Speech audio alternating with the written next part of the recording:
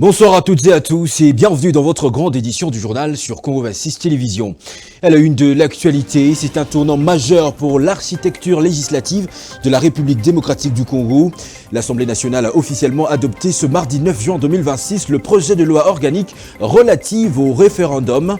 Une étape décisive qui précise désormais les contours et les modalités de consultation directe du peuple, ouvrant ainsi une nouvelle phase dans le processus démocratique national. Pendant ce temps, à Kinshasa, l'avenue Elengesa, déjà sous pression, inaugurée en 2023 après 24 millions de dollars américains de travaux. Cette voie stratégique de 6,7 km censée fluidifier la circulation à l'ouest de la capitale congolaise présente aujourd'hui plusieurs signes de détérioration. Nos reporters ont fait ce constat, vous les suivrez dans ce journal. Et puis en football, cap sur la Coupe du Monde. Cap sur la Coupe du Congo plutôt. La Fédération congolaise de football association organise ce mercredi le tirage au sort de la phase zonale de la 60e édition de la compétition. Le club qualifié seront fixés sur leurs adversaires. Les détails dans un instant. Merci de votre fidélité. Tout de suite, le développement de ces titres. D'abord, cette nouvelle en bref. L'Assemblée nationale de la République démocratique du Congo vient d'adopter la proposition de loi relative à l'organisation du référendum lors de la plénière de ce mardi 9 juin 2026 au Palais du Peuple. On apprend que selon le texte voté, la décision de convoquer un référendum revient exclusivement au président de la République, chef de l'État, par voie d'ordonnance. Nous y reviendrons dans nos prochaines éditions.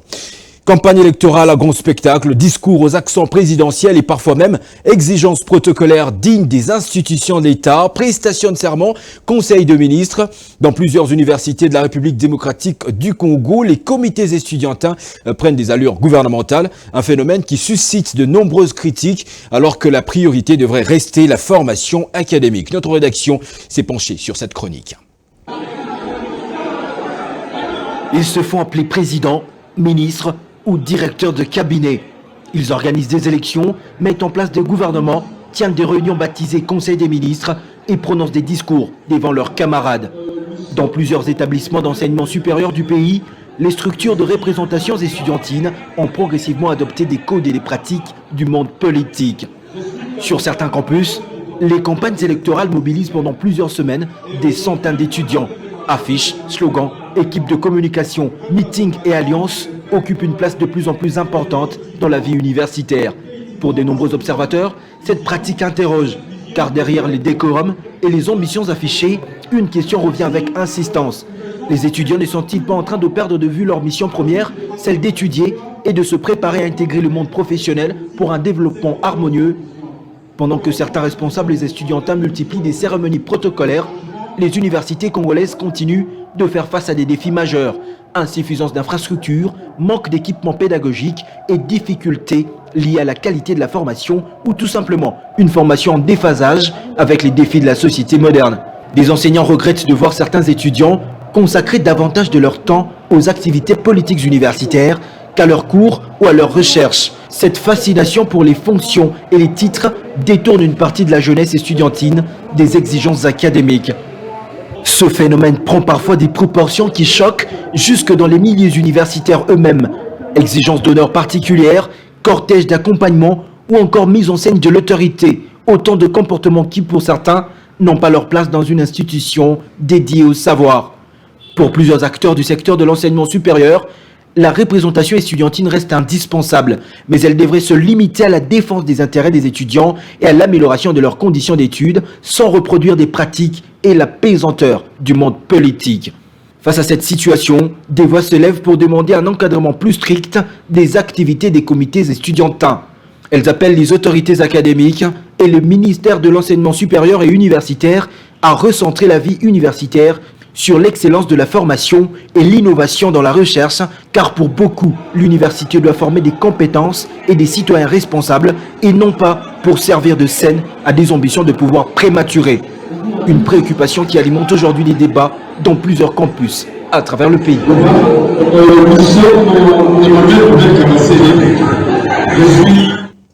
Dans un autre chapitre, le gouverneur du Sud Kivu, Jean-Jacques Purusi Sadiki, et les sénateurs Modeste Batsilukwebo ont pris part le samedi dernier à Kinshasa à une cérémonie d'hommage organisée en l'honneur du général Kabanda Kurenga Gilbert, initié par le réseau des anciens amis et partenaires pour la renaissance du Congo Rarek. Cette rencontre a été l'occasion de saluer le loyal service rendu à la nation par cette éminente personnalité congolaise. Détail dans ce reportage de Merdimirin Dimulangala et Célestin Kalombo Kaveya.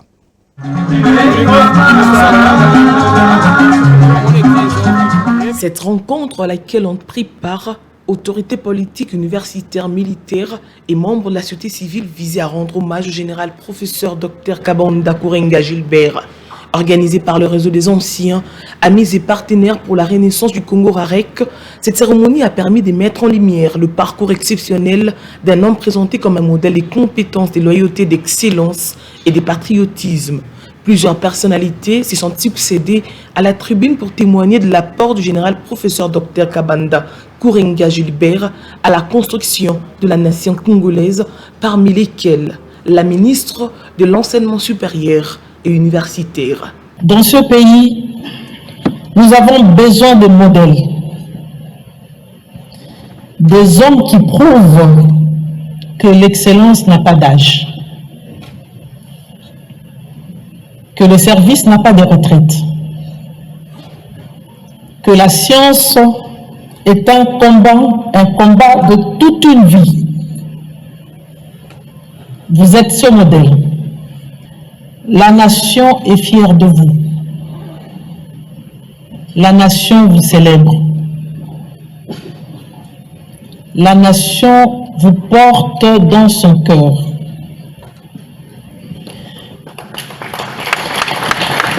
Deux interventions qui ont mis en avant son engagement au service de l'État, ainsi que son influence dans les domaines académiques, militaires et sociaux. C'est ici le lieu de remercier très sincèrement du fond de mon cœur et en toute lucidité d'esprit tous les compatriotes qui, spontanément, se sont mobilisés pour venir témoigner de moi. Que leur témoignage soit une semence semée dans les cœurs et les esprits de tous nos compatriotes, pour que, après Kabanda, d'autres Congolais, et il y en a sûrement, soient détectés et honorés, afin de constituer, comme dans tous les grands pays, un vivier de modèles de bâtisseurs d'une nation congolaise. Parmi les invités de marque figurait notamment le gouverneur du Sud Kivu, Jean-Jacques Purusi Sadiki, ainsi que l'honorable professeur Modeste Batsilukwebo, venus s'associer à cet hommage dédié à une personnalité dont le parcours continue d'inspirer plusieurs générations congolaises. La cérémonie a chuté sur des moments de partage et de convivialité entre les participants, dans une atmosphère empreinte de respect, de reconnaissance et de célébration des valeurs incarnées par l'illustre récipiendaire.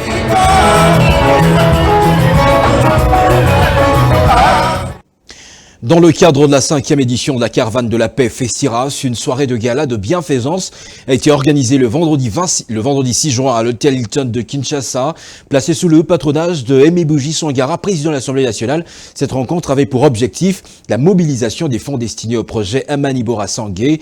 Fidèle à sa vision pour la promotion du Sud Kivu et du bien-être de sa population, le gouverneur, le professeur Jean-Jacques Purusi Sadiki, a, à travers sa participation à cet événement de grande envergure, réaffirmé son soutien à toute initiative liée à la paix, à la cohésion sociale et à la valorisation de la culture sud-kivusienne. Reportage, Merdimirin Dimulangala, Célestin Kalombo Kabeya. Poursuivant comme objectif la mobilisation de ressources en faveur des enfants victimes de graves violations des droits humains ainsi que de leurs familles et communautés affectées par les conflits, le projet Amanibora Sangué s'y trouve au cœur de cette soirée des bienfaisances qui a réuni autorités politiques, partenaires et personnalités. Présentant les objectifs du projet, Laurent Mugisho, responsable de la Fondation Labora, a appelé à un engagement collectif pour soutenir cette cause humanitaire. Le centre Amanibora va être érigé dans le territoire ouvert. surtout précisément dans la cité de Sangué. Pourquoi la cité de Sangué? Il aura à le dire, il aura à le préciser. Et la cité de Sangué aujourd'hui est l'une de ces agglomérations de notre pays qui incarne la résilience, l'une de ces agglomérations qui incarne la résistance et qui porte l'espoir de la libération de notre peuple devant ses agresseurs. Parrain de cette soirée des solidarités, le président de l'Assemblée nationale, l'honorable Emi Boji Sangara, a salué une initiative porteuse d'espoir, invitant le participant à transformer leur générosité en action concrète au bénéfice des populations les plus vulnérables. Cette soirée est un rendez-vous avec notre devoir. Un devoir envers les femmes et les enfants victimes de violences qui ont meurtri l'Est de notre pays. Chaque contribution consentie ou souscrite ce soir, et je remercie le gouverneur de province et de Sud-Kivu pour avoir initié ce bel exercice de contribution. Chaque dollar qui sera donné en contribution sera de même une consultation médicale rendue à une survivante, un enfant rendu à l'école, une mère rendue à son autonomie, une communauté rendue à elle-même. Présent à cette activité, le gouverneur du Sud-Kivu, Jean-Jacques Poussi Sadiki, a également réaffirmé son engagement en faveur des communautés affectées par le conflit en initiant des actions visant à restaurer la paix et la dignité des populations. À l'issue de cette soirée des galas de bienfaisance, les organisateurs ont réussi à collecter des 104 000 $ américains sur les 3 millions recherchés pour la première phase du projet Amanibora Sangé. Une contribution encourageante qui permettra d'amorcer la mise en œuvre de premières activités prévues en faveur de bénéficiaires. Parlons infrastructure routière à Kinshasa cette fois-ci. Inaugurée en avril 2023 après d'importants travaux de modernisation, l'avenue Elengesa a été présentée comme l'une des solutions au problème de mobilité à Kinshasa-Ouest.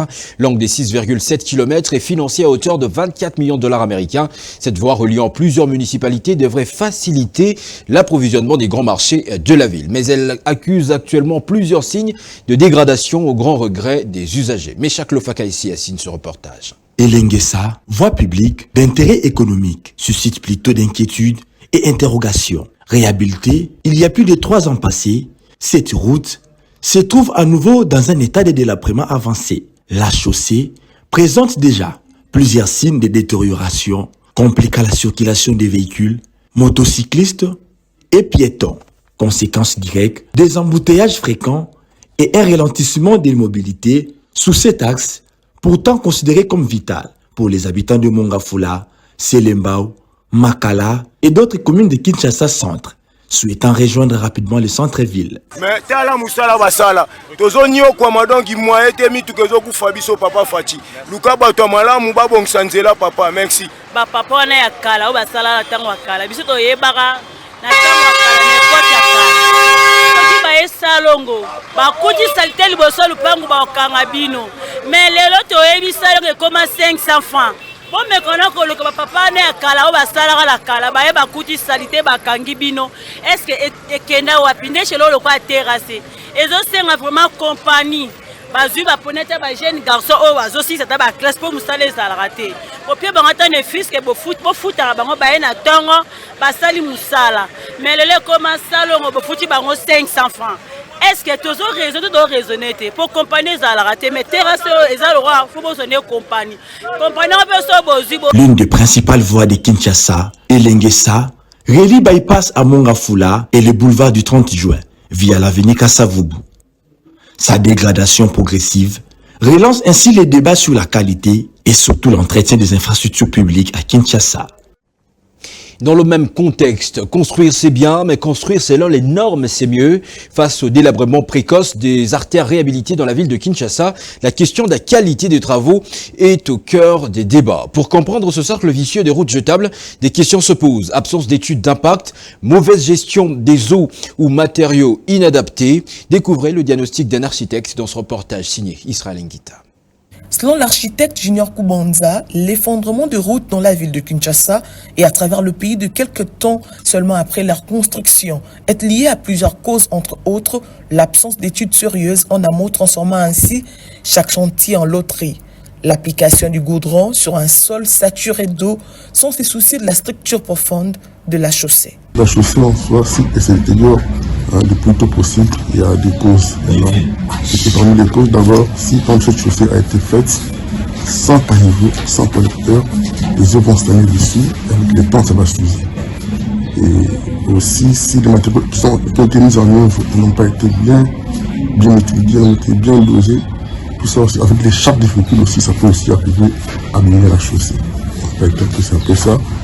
Et aussi, une autre cause, c'est que l'entreprise qui fait les travaux, s'il n'a pas qualité, s'il n'a pas l'expertise à faire aussi pour ça, et bien que les travaux risquent aussi d'être bâclés aussi. Et la conséquence, c'est de ne pas durer longtemps. En bref, en les mots, voilà ce que je peux dire. Pour ce qui est des normes de construction et des recommandations, afin de remédier à ces délabrements, l'expert s'explique. Pour faire une très bonne route, il faut d'abord faire ce qu'on appelle des études de faisabilité. C'est quoi quand vous voulez tracer une route, vous devez faire la prospection sur tout le parcours. Et là, on va passer la route, voir s'il y a des contraintes du terrain, voir s'il y a un fleuve, une rivière, un cours d'eau. Il y avait un tas d'immondices. Tout ça va en compte dans les très bonnes études. Et aussi, aujourd'hui, on a fait un constat avec les routes qui sont faites en bitume de face, ça ne dure pas longtemps. Donc, c'est ainsi qu'aujourd'hui, il y a une nouvelle pratique. On a opté pour les routes en béton la rue. Vous verrez partout de ça aujourd'hui, on fait des routes en béton la rue parce que c'est plus résistant. Il y a les barres de fer, il y a la casse, le ciment, le sable. Ici aussi, ces matériaux sont très bien dosés. Aussi, il faut qu'il y ait à côté de l'entreprise une mission de contrôle pour vérifier la qualité des matériaux, évoluer les routes, vont durer plus longtemps dans notre pays. Pour sortir du cercle vicié de routes jetables, il faut cesser de jeter l'argent par la fenêtre. Il est donc temps de comprendre qu'en matière d'infrastructure, la qualité n'est pas un luxe, c'est une économie. En sport football pour finir, la Fédération congolaise de football association FECOFA a annoncé l'organisation du tirage au sort de la phase zonale de la 60e édition de la Coupe du Congo pour ce mercredi 10 juin 2026 à 11h dans la salle de conférence de cette instance. Cette cérémonie réunira des représentants des clubs qualifiés invités à désigner chacun un délégué pour y prendre part. Gloire Kitoga pour plus de détails. Prévu ce 10 juin au siège de la FECOFA, ce tirage marquera le véritable lancement de la course vers le prestigieux trophée national appelé depuis un moment la Coupe du Président dans sa 60e édition. Parmi les équipes qui attirent le plus l'attention figure l'ASV Club, l'un des clubs le plus titré du pays. Les Moscovites abordent cette compétition avec ambition de sauver leur saison et de confirmer leur statut de géant du football congolais. Autre équipe très attendue, le Football Club Les Aigles du Congo, révélation des dernières saisons et candidat sérieux au titre national, le club quinois devra assurer son nouveau statut. Du côté de l'Est, l'AS Maniema Union de Kindu apparaît comme l'un des principaux prétendants à la couronne. Réguliers sur la scène nationale et continentale ces dernières années, les unionistes disposent d'un effectif expérimenté et d'une dynamique qui leur permet de rêver d'un parcours jusqu'au bout. Si plusieurs clubs espèrent créer la surprise, le regard sera particulièrement tourné vers ces trois formations qui incarnent aujourd'hui le plus grande ambition du football congolais. Les tirages au sort dira désormais sur leur chemin vers la Coupe du Président sera favorable ou sémé d'embûches. C'est avec ces informations sportives que se termine ce journal. Je vous rappelle ses principales articulations. C'est un tournant majeur pour l'architecture législative de la République démocratique du Congo. L'Assemblée nationale a officiellement adopté ce mardi 9 juin 2026 le projet de loi organique relative au référendum, une étape décisive qui précise désormais les contours et les modalités de la consultation directe du peuple, ouvrant ainsi une nouvelle phase dans le processus démocratique national. Pendant ce temps, à Kinshasa, l'avenue Elengesa, déjà sous pression, inaugurée en 2023 après 24 millions de dollars américains de travaux, cette voie stratégique de 6,7 km censée fluidifier la circulation à l'ouest de Kinshasa présente aujourd'hui plusieurs signes de détérioration. Vous avez suivi le constat de nos reporters dans ce journal. Et puis en football, on vient de le dire, cap sur la Coupe du Congo. La Fédération congolaise de football association organise ce mercredi le tirage au sort de la phase zonale de la 60e édition de la compétition. Le club qualifié seront fixés sur leurs adversaires. Merci d'avoir suivi cette édition du journal. Excellente suite de programmes sur Congo 26 Télévision, la chaîne de l'unité nationale. Mesdames, Messieurs, une fois de plus, bonsoir chez vous.